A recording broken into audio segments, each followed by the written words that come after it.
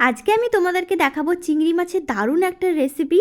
চিংড়ি মাছের বাটি চচ্চড়ি। মা এখানে বাটির মধ্যে অনেকটা পরিমাণে সর্ষের তেল নিয়েছে, হলুদ গুঁড়ো, লঙ্কা গুঁড়ো, লঙ্কাটা একটু বেশি দিলে ভালো আর টেস্টি হয়। এখানে সামান্য একটু চিনি, জিরে বাটা দিয়ে দিল। জিরে বাটা কিন্তু অবশ্যই দিতে হবে, টেস্টটা ভীষণ ভালো হয়। প্রয়োজন মতো নুন দিল, আর এখানে জিরে বাটা বাটি ধোয়া জলটা এখানে দিয়ে দিল। আর তারপরে চিংড়ি মাছ দিয়ে দিল।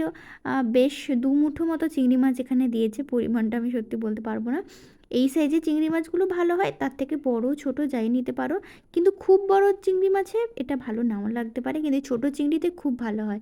আর এই যে এখানে 2 টেবিল চামচ মতো পেঁয়াজ বাটাও দিয়ে দিল। পেঁয়াজটা আগে দিতে হতো, মা ভুলে গেছিলো। যাই হোক, সব কিছু তো মাখানোই হবে, যখন হোক দিলে হবে। তো পেঁয়াজটা দিয়ে ভালো করে মাখিয়ে আবারও একটু জল দিয়ে দিল। একটু জল রাখতে হবে, কারণ জিনিসটা ফুটবে তো তাই। দিয়ে এবারে ভালো করে এটাকে ঢাকা দিয়ে, একদম কিছু নাড়াচাড়া কিচ্ছু করার দরকার নেই, ঢাকা দিয়ে এটাকে 15 মিনিট মতো লো টু মিডিয়াম আঁচে এটাকে ফুটতে দিতে হবে। আর এভাবে ঠিক গ্রেভি হয়ে গেলে এটাকে নামিয়ে নিতে হবে। দারুণ টেস্টি হয়, খেয়ে দেখো।